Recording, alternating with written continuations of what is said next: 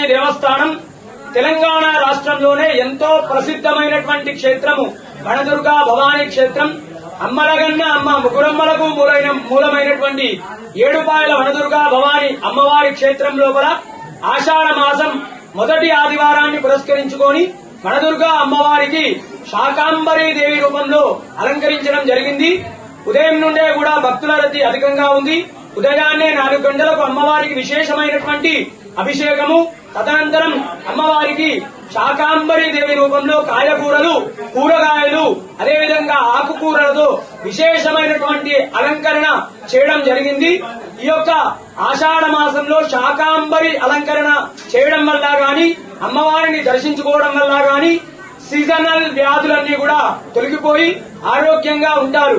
అదేవిధంగా ఈ యొక్క శాకాంబరీ దేవిని దర్శించుకోవడం వల్ల సకల శుభాలు, అష్టైశ్వర్యాలు, ఆనందము, సంతానము, ఆరోగ్యము, అదేవిధంగా పాడి పంట వ్యవసాయము బాగా పండి అదేవిధంగా ఈ యొక్క లోకమంతా కూడా సుభిక్షంగా ఉంటుంది.